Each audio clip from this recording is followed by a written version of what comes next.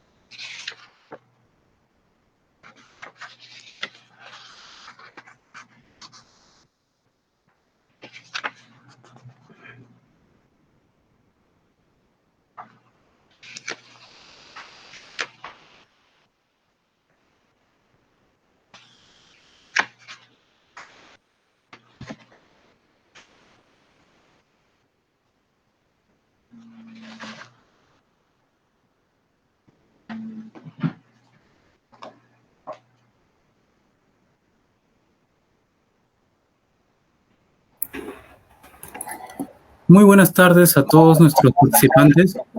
Mi nombre es Javier Renato Hernández. Soy el actual director de Salud Pública de la Asociación Peruana de Estudiantes de Farmacia y Bioquímica de la Universidad Nacional Mayor de San Marcos. Muy buenas tardes a todos nuestros participantes.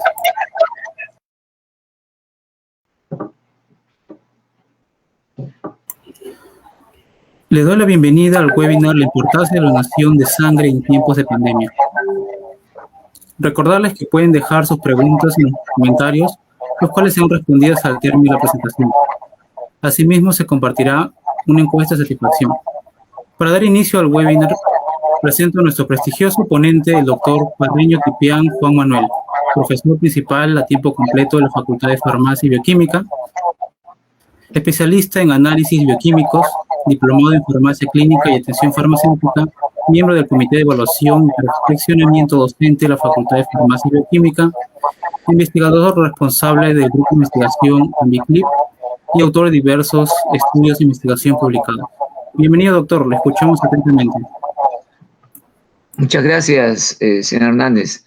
En primer lugar, mi agradecimiento a PEFIP por la invitación que me han hecho. Para mí es un gusto muy grande, sobre todo compartir estos momentos, sobre todo la gran importancia que tiene la donación de sangre en el Día Mundial del Donante de Sangre. Por lo tanto, vaya mis felicitaciones también por este logro de poder conseguir de que se suscite muchos donantes de sangre como una forma de llegar hacia tanta gente que necesita y requiere, y precisamente hasta en el momento que usted, participante, pueda donar una unidad de sangre para ayudar a tanta gente que así lo necesita. Obviamente que la aparición de esta pandemia del coronavirus 19 provocó que la donación de sangre aún más, ¿no?, se dé con más énfasis, con más prioridad que nunca.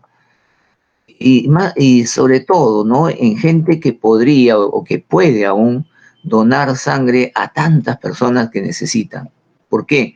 Porque, como lo dice este eslogan, por nuestras venas corre el poder de salvar vidas. Y eso lo vamos a demostrar en el transcurso de esta actividad, de llegar hacia tanta gente que necesita de repente el poder ser orientado sobre este aspecto de la donación de sangre. Miren algunos detalles que encontré. Según el Programa Nacional de Hemoterapia y Banco de Sangre del MINSA en el Perú, se estima que sería necesario más de 600.000 unidades de sangre al año. Es decir, 250.000 litros de sangre al año. Ese es el requerimiento. Se requiere en Lima nomás 75.600 litros de sangre anuales, que equivaldría aproximadamente a 168.000 donaciones o 168 unidades de sangre, entendiéndose que cada unidad de sangre equivale a 450 mililitros. Y obviamente se requiere, ante una posibilidad de una probable desastre natural, o las anemias que aún todavía no se logran digamos, concientizar ante tanta gente que necesita precisamente un buen tratamiento o una buena alimentación. Incluso los programas que hay para anemia se han dejado un poco de lado. O en el caso de esta pandemia, que ha requerido de mucha gente para poder salvar vidas, ¿no? Tanto a nivel hospitales como también en lo que es los estados de emergencia. En la actualidad, según este informe, se recoge menos de la mitad y la cosa es bastante seria. La OMS recomienda que lo ideal es que el 2% sean donantes de sangre de manera voluntaria, solidaria, altruista y fidelizada. Esto equivaldría más o menos a 600.000 donaciones anuales. La pregunta es si realmente en nuestra patria, en nuestro Lima nada más, se llega por lo menos a ese aporte que cada uno de nosotros daríamos a tanta gente que necesita. La OPS, por otro lado, denunció que el acceso a la sangre segura sigue siendo un privilegio de pocos. Eso se ve fatalmente en cada momento que hay una emergencia. Incluso hay gente que hasta trafica con su sangre, no como una donación voluntaria, sino hasta cobra por una unidad de sangre. Y eso no puede ser. Hay bajo número de donantes. No hay esa incentivación, no hay ese altruismo de donar sangre. Por eso, tú que me escuchas, amigo, amiga, colega, alumno, donar sangre no les va a perjudicar en absoluto. No va a haber un daño o perjuicio en su salud, de ninguna manera. Es bueno y recomendable, ¿ya? Y eso, pues, para evitar esta baja capacidad de recolección de sangre que hay. Es preocupante, pues, que durante la cuarentena incluso los donantes que antes iban ya no van al hospital por el temor justamente a contagiarse del coronavirus. También las campañas que habían de donación de sangre prácticamente se han reducido, se han eliminado, ¿no? Y entonces lo que se propende es que vuelva a activarse ese tipo de actividades. Obviamente con todas las medidas de bioseguridad, ¿no? Los EPP para la seguridad del personal, ¿no? Los cuestionarios que se hacen como síntoma de tos, malestar general, problemas respiratorios, el contacto con los pacientes positivos para COVID, entre otros. Bien, vamos a ubicar un poco lo que es simplemente aspectos fundamentales en la cual vamos ubicando como químicos farmacéuticos para llegar finalmente a ver cómo es que nosotros podemos intervenir en este campo de la donación de sangre. En primer lugar, estas son las áreas de los análisis clínicos, que es también competencia del químico farmacéutico. Ahí tenemos el área de la inmunohematología, que justamente tiene que ver con todo este aspecto del banco de sangre, de lo que es los grupos sanguíneos y por ende todo lo referente a la transfusión sanguínea. Tenemos pues el campo de la hematología, en la cual pues está insertado todo lo que es el aspecto de la sangre, ¿no? Tenemos que en la sangre hay estos elementos sólidos o corpúsculos celulares, son los eritrocitos, a los cuales se llama también glóbulos rojos, los leucocitos, a los cuales se denominan glóbulos blancos, y las plaquetas o trombocitos. Le digo esto para irnos ubicando, porque a veces se habla de que solamente ese paciente requiere de eritrocitos, o se habla de que solamente se requiere leucocitos, o tal vez plaquetas, o tal vez plasma, ¿no? Entonces, por lo tanto, tenemos que tomar en cuenta ese detalle. Después tendríamos que ver cómo se da todo este complejo vínculo del sistema hematopoyético y del sistema hemocaterético. ¿Por qué esto que les estoy poniendo en esta diapositiva? Para darle a entender a ustedes de que hay un constante recambio en nuestro organismo. Hay glóbulos rojos que van apareciendo y glóbulos rojos que también se van destruyendo. El lapso de vida de un glóbulo rojo es bastante corto, bastante pequeño. Y por otro lado también el plasma, tan importante por todo ese conjunto de biomoléculas que hay, ¿no? De sales minerales, de agua, que también es un componente importante. Entonces, el plasma viene a ser toda la parte líquida. Ya no confundamos, a veces generalizamos. El plasma es la parte líquida de la sangre. Y que cuando se le quita el fibrinógeno, se constituye en lo que se denomina el suero. Todo eso, lo que estoy señalando ahí, volemia, densidad, viscosidad, reacción, homeostasis, aspecto, color, olor y sabor, está referido justamente al estudio físico-químico de la sangre. La homeostasis. De todos ellos, para mí, considero que es uno de los más esenciales e importantes. ¿Qué significa homeostasis? Tendencia que manifiesta el organismo de mantener la uniformidad en su composición. Entonces, cuando se rompe esa homeostasis, porque de repente la necesidad que hay ya no da lugar a poder compensar esa homeostasis. ¿Cómo es esto? Que de repente la médula ósea incesantemente fabrica estos glóbulos rojos y que de repente se agota esa cantidad de sangre o de glóbulos rojos que están circulando por nuestro organismo. Y al agotarse ello, la médula ósea empieza a trabajar desmesuradamente para regularizar esa pérdida de eritrocitos de repente. Y al romper esa homeostasis, es ahí donde surge el problema del agotamiento. Empieza a bajar la hemoglobina, el hematocrito. Y entonces ya viene la parte médica en la cual van a decir, este paciente requiere de sangre. Por eso la importancia de la homeostasis. En algunos casos hay pérdida de sangre espontánea, normal, como el caso de las señoritas en su periodo menstrual, pero que es algo normal, algo fisiológico. Pero hay veces que la pérdida es muy excesiva, muy grande.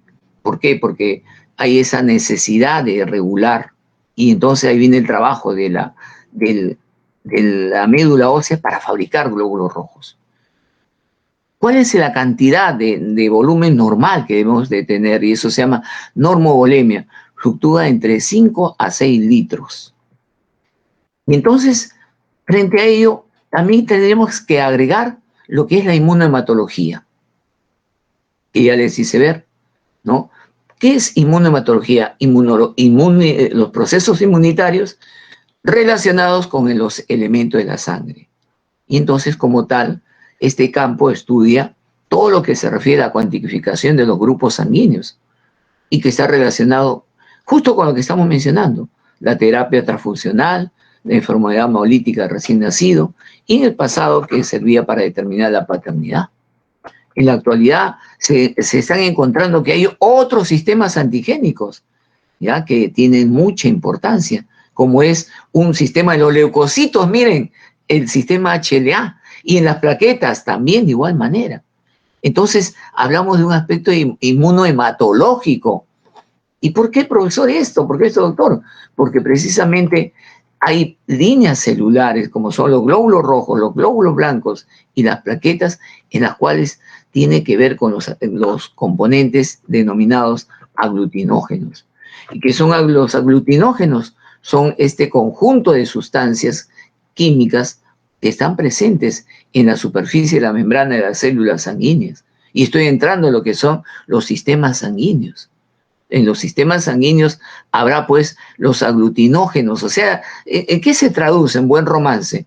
En los grupos sanguíneos. El que tiene grupo sanguíneo A es porque tiene un aglutinógeno A. El que tiene grupo sanguíneo B es porque tiene un grupo sanguíneo B. El que tiene grupo sanguíneo AB es porque tiene grupo sanguíneo AB, tiene un aglutinógeno AB. Entonces, esto de los aglutinógenos son aquellos componentes que están en la membrana citoplasmática de los glóbulos rojos. Y circulando por la sangre encontramos las aglutininas, que son anticuerpos, son gamma globulinas, como ustedes saben, en los estudios bioquímicos, en los estudios de los cursos de inmunología.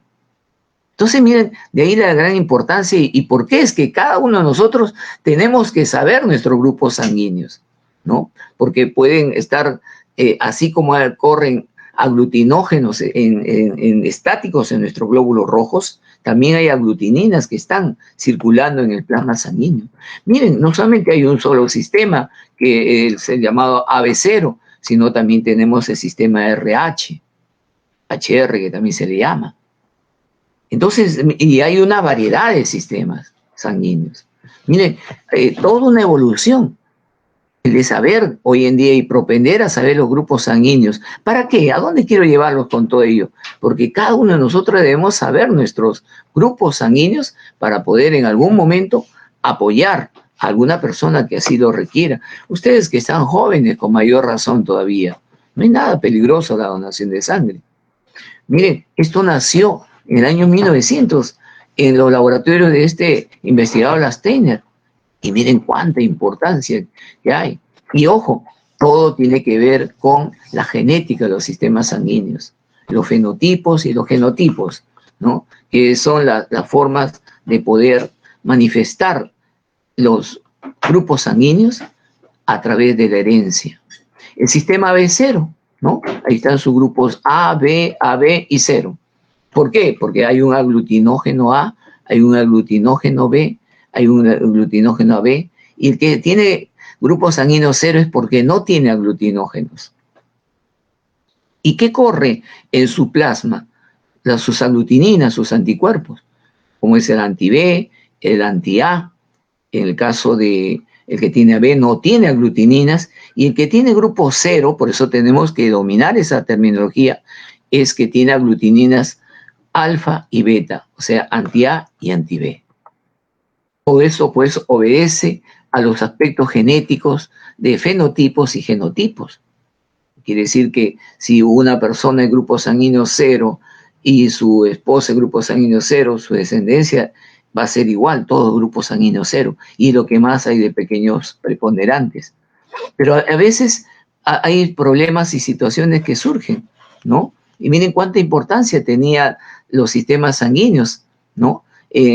Cuando empieza en el año 1900, ¿no? Allá por el año 1910, 1920, ocurrió justamente para darle la envergadura de lo que es grupos sanguíneos.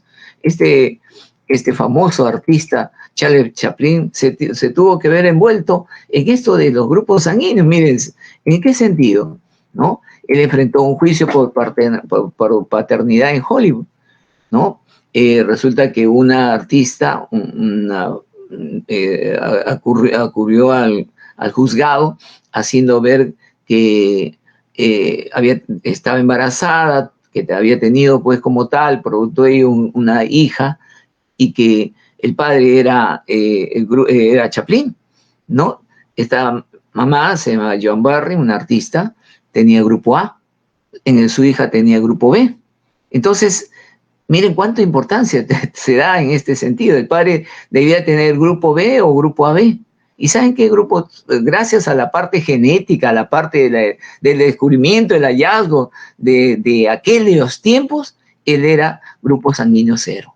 No obstante eso, ¿ya? 3 médicos declararon el juicio y dieron su forma excluyente. Chaplin no era el padre de la criatura. Sin embargo, miren, el juez decidió que este argumento biológico era solamente un argumento más, pero que había otras pruebas que demostraban lo contrario. De tal manera que él tuvo que pagar durante 21 años una pensión a esta hija.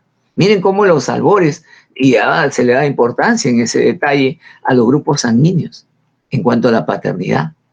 Pero veamos entonces de que estos grupos sanguíneos tienen toda una implicancia bioquímica.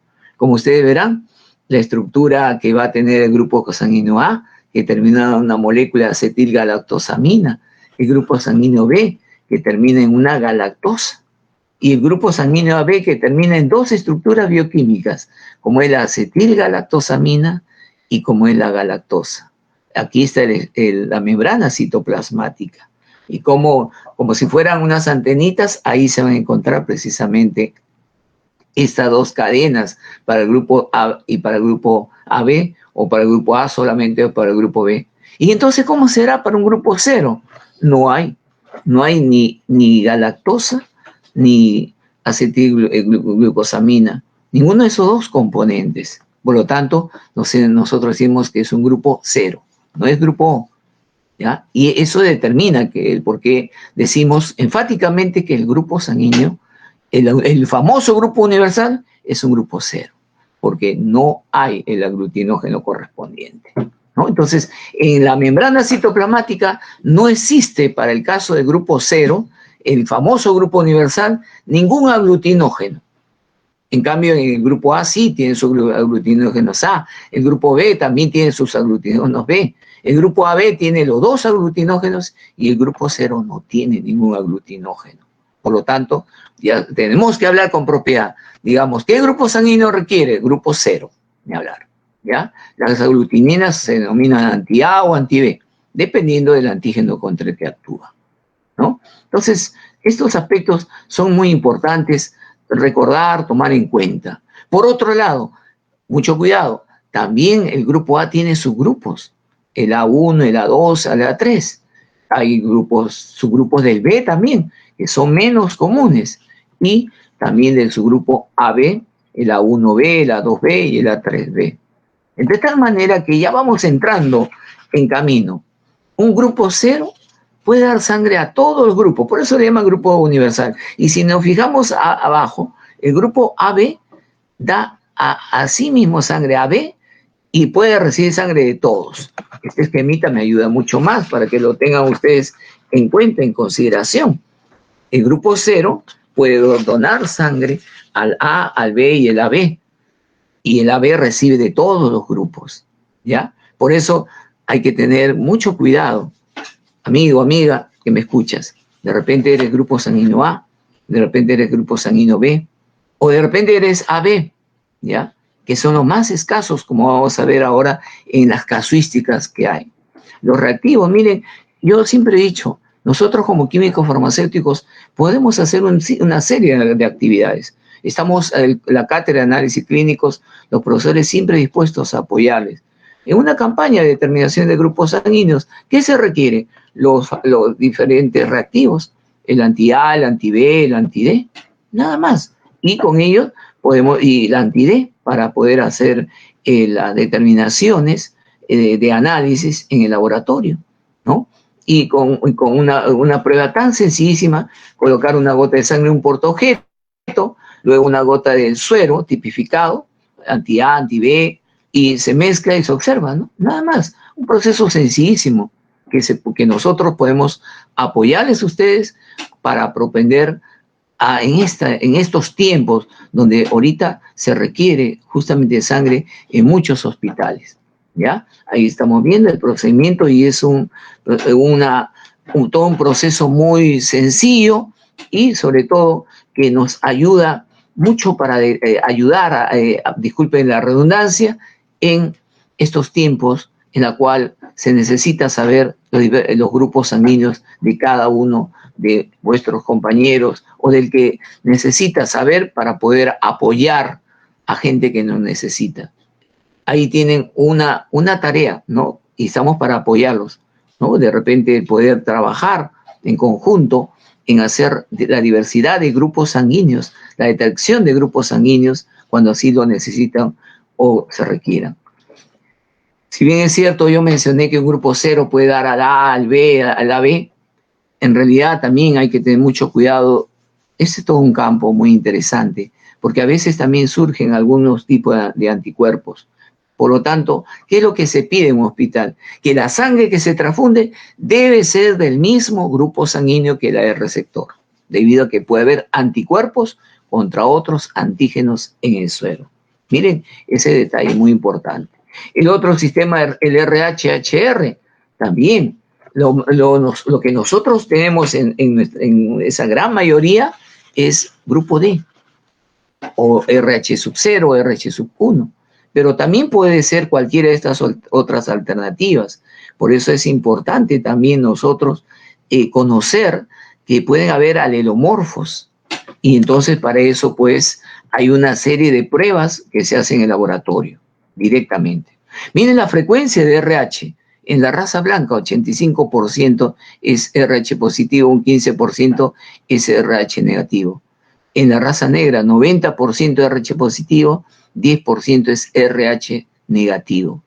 ¿Ven? Miren, es poca la cantidad, tanto en la raza blanca como en la raza negra, también en la raza mestiza va por ahí. Entonces, hablemos y pensemos en ese bajo porcentaje. ¿Qué hacemos cuando queremos realmente confirmar si hay un RH negativo? Hay una pruebita que se llama la variante DU o la variante DU. Es un procedimiento bien sencillo en el cual se utiliza un suero antiglobulínico llamado también suero antihumano de Coombs. Entonces esta variante DU se puede hacer en el laboratorio. ¿Para qué? Para confirmar si realmente hay un RH, si realmente es RH negativo, porque también hay que saber todos esos detalles. ¿Ya? Si bien es cierto la prueba que se hace en el portaobjeto o una placa de porcelana con excavación, colocar gota de sangre y gota de reactivo, pero también cuando nos encontremos con estas disyuntivas, ¿será realmente RH negativo? Hemos visto que hay una variedad de alelomorfos, entonces para poder comprobar la variante DU. Y ese reactivo también me sirve para la prueba de Coombs. Hay una prueba de Coombs indirecta, una prueba de Coombs directa. ¿Y dónde se aplica eso? En la eritroblastosis fetal. Miren, otro aspecto importante que también todos tenemos que saber. Cuando hay una incompatibilidad, un padre RH positivo, una madre RH negativo, y el hijo generalmente es RH positivo. Y entonces ahí se produce toda una incompatibilidad, toda una lucha. El niño, el feto que se va desarrollando con sus aglutinógenos RH positivo y por otro lado la madre con sus anticuerpos RH negativo en el afán de destruir a esos eritrocitos en la cual tienen insertado justamente el RH positivo, el aglutinógeno D.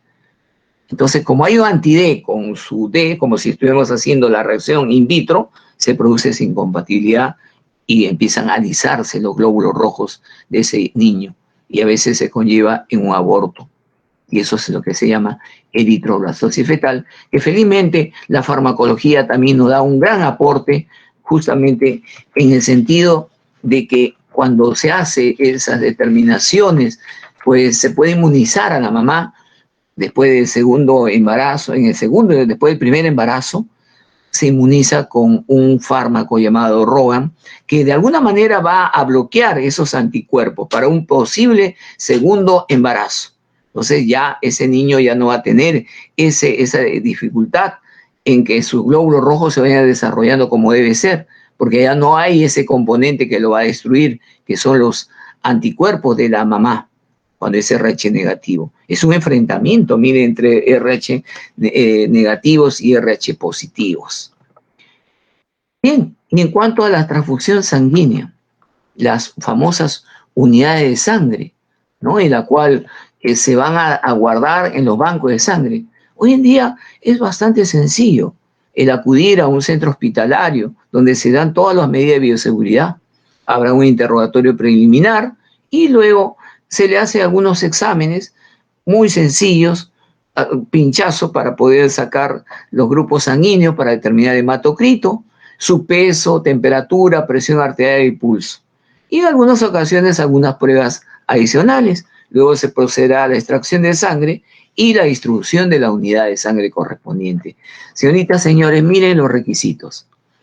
Edad de 18 a 55 años, peso de 50 kilos mínimo, como mínimo, gozar de una buena salud, no haber ingerido bebidas alcohólicas en exceso en las últimas 48 horas, no haber padecido infecciones como hepatitis B o C, VIH, SIDA, sífilis. Miren estas recomendaciones que nos da todo lo que es en cuanto a la salud. En el hombre se puede donar cada 3 meses y en la mujer cada 4 meses. ¿Por qué de repente ustedes eran 3 meses? Porque generalmente, no olvidar, se toma en cuenta el ciclo de vida de un glóbulo rojo, que aproximadamente es de 120 días, y nuevamente viene ese recambio. Por eso que pueden hacerse esas donaciones cada 3 meses.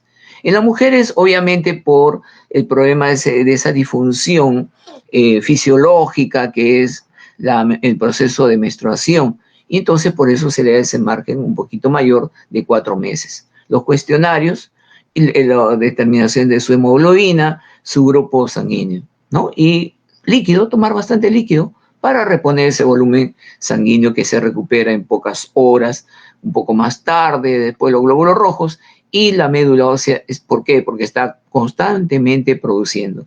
¿Cuánto es una unidad de sangre? 450 mililitros de sangre, ¿no? Es la unidad y es la cantidad que generalmente se pide, ¿no? Para un donante, 450 mililitros de sangre.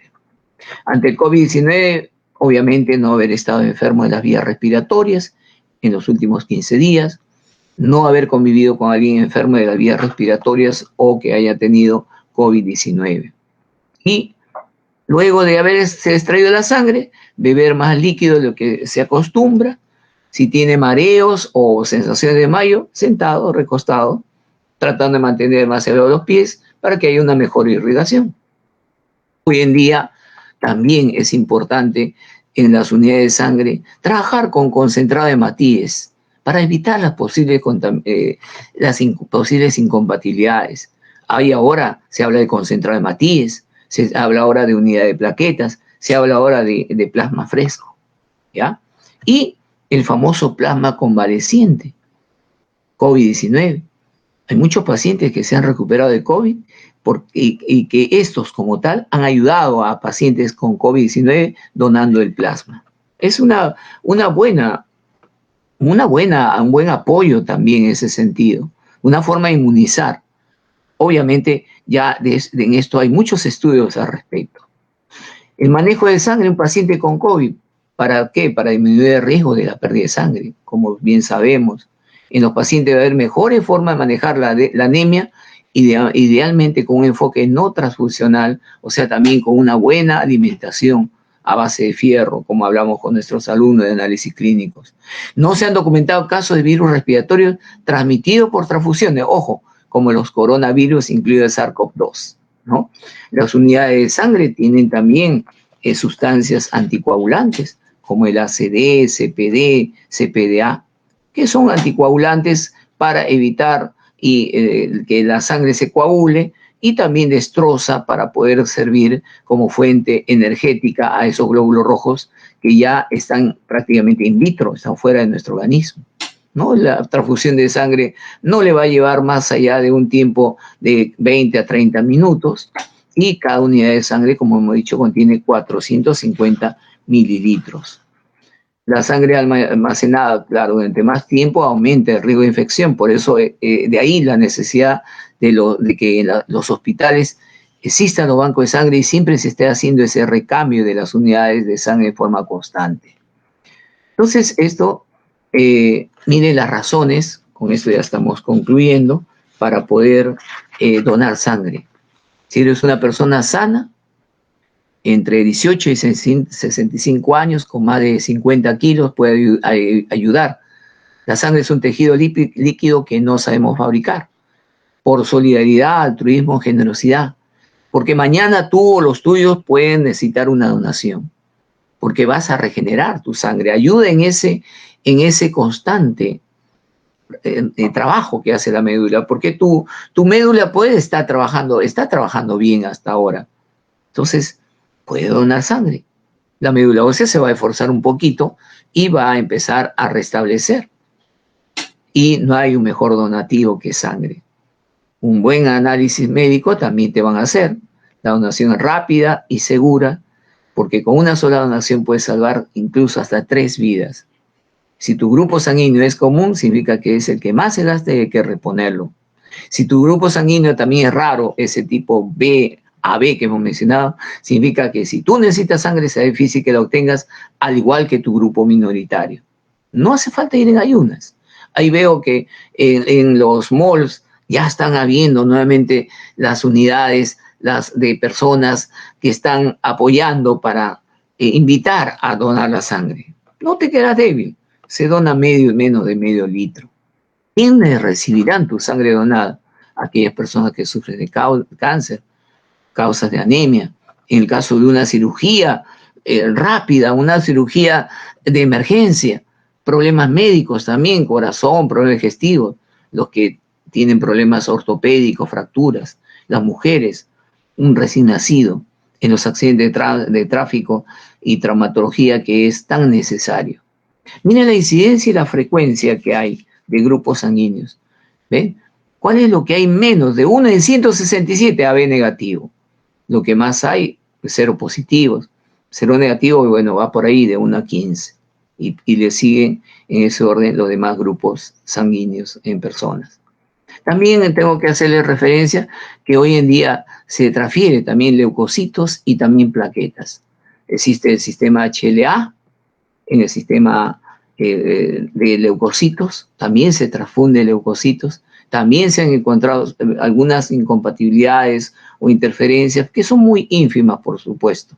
Por eso que se requiere este estudio también a profundizar más en lo que es la transfusión de leucocitos, ¿no? Existen también las leucoaglutininas, ¿no? Que a veces pueden aparecer, pero ya todo esto es un campo netamente inmunológico, como también la detección de anticuerpos plaquetarios. Miren toda la variedad de sistemas sanguíneos que hay en las plaquetas. Bueno, quiero terminar con algunos informes, como es el caso de, según la normatividad, los hombres pueden donar cada 3 meses, la mujer cada 4, debido a que pierden eritrocitos en los periodos de menstruación. No es necesario estar en ayunas, solo se recomienda no consumir alimentos grasos 2 horas antes de la donación. Donar no engorda, ojo. Algunas personas creen que para reponer la sangre extraída deben aumentar la ingesta de alimentos, lo cual no es necesario. No es así. Déjenlo que la médula ósea trabaje. Están jóvenes, así que no hay ningún problema. A tomar bastante agua, eso sí, después de la donación, ¿no? Pero me gustó lo de acá abajo, la parte de abajo, ¿no? Dice, ¿me voy a delimitar? ¿Me voy a debilitar? No. La sangre se repone, ya lo he fundamentado. ¿Me dará anemia? No. La médula ósea está trabajando. ¿Podría infectarme VIH? No, porque tú estás dando la sangre, ¿no? Y además hay pruebas bioquímicas, inmunológicas que se van a desarrollar con tu unidad de sangre. ¿Tengo mucha edad? No. Si gozas de buena salud, puedes seguir donando hasta cumplir los 65 años. ¿Tengo tatuajes y perforaciones? Puedes donar después de 1 año de habértelos hecho. Entonces miren los mitos que a veces se da, ¿no? Los diabéticos e hipertensos descompensados no podrán donar, eso sí, hay que tener mucho cuidado con este grupo, ¿no? Los que tienen afecciones cardíacas, los que han tenido problemas de hepatitis, los que usan drogas, los que son promiscuos, los que son portadores de VIH. Bien, y le dejo una propuesta a mis estimados alumnos y amigos. ¿Por qué no formar, como conversaba justamente con Hernández, una base de datos de los estudiantes, profesores, administrativos, para formar el grupo posible de donantes? Se hacen las determinaciones de grupos sanguíneos y se va tomando nota, ¿no? No es que vamos a formar un banco de sangre, no, sino tener una cartilla de los posibles donantes. Dios no quiera, hay una catástrofe. Ahorita estamos claros, una catástrofe terrible que es esta pandemia. Pero una catástrofe, llámese terremoto, llámese accidentes o alguien que necesita con urgencia sangre. Entonces se acude a esas cartillas, ¿no? Fulano y tal, mire, de repente se requiere grupo B. Entonces se va a la cartilla y dice, mira, aquí hay una persona que tiene grupo sanguíneo y está dispuesta a donar. Se le llama por teléfono, mira, tú eres grupo sanguíneo B y te has anotado, están requiriendo un familiar de nuestra facultad, por lo tanto, podrías darnos ese aporte. ¿Ven? Y haríamos un tremendo bien. Por la parte del diagnóstico de laboratorio a través de los grupos sanguíneos, no se preocupe. Ahí estamos. O sea que ya cada uno va sabiendo sus grupos sanguíneos. Y en cualquier momento de emergencia, inmediatamente están ustedes con un bonito aporte y un gran aporte y una gran ayuda a tanta gente que lo necesita. Bueno, que pasen un bonito día mundial del donante de sangre, aquellos que ya han sido héroes de alguien, ¿no? Donar sangre salva vidas. ¿Qué esperas? Ahí están las zonas, los lugares, los hospitales para que tú puedas donar tu sangre. Muchísimas gracias a cada uno de ustedes y no sé si hay alguna pregunta. Muchas gracias, doctor, por su valioso tiempo y su excelente presentación. Sí, tenemos algunas preguntas de nuestros participantes. La primera sería, En el Perú, ¿qué tipo de sangre predomina? El que más predomina es el grupo cero. El grupo cero es el que más predomina en estos momentos, en la que hay mayor incidencia. Y la que hay menor incidencia es el grupo AB. Entonces, nosotros tenemos que ver, sobre todo en aquellas personas que tienen esos grupos sanguíneos muy escasos y que de repente podrían servir de apoyo a aquellas personas que así lo necesitan. De igual manera el RH. Pero lo más común, contestando a la pregunta, es el grupo 0, RH positivo. Bien, doctor. Tenemos una pregunta más, lo cual es, ¿cuánta sangre puede donar una persona como máximo y mínimo en una sesión? Ahora se está solicitando solamente 450 mililitros de sangre, una unidad, nada más. De ahí puede regresar dentro de 3 meses y donar otra unidad de sangre, lo puede hacer. Mire, me suscita una gran pregunta, un gran detalle. En otros países, en otras universidades, es común, ¿no? Conversaba con un familiar que está estudiando fuera de acá, de nuestra patria, y me dice, para nosotros es lo más común ir cada 3 meses a donar nuestra sangre, ¿no? Y eso se ha hecho habitual.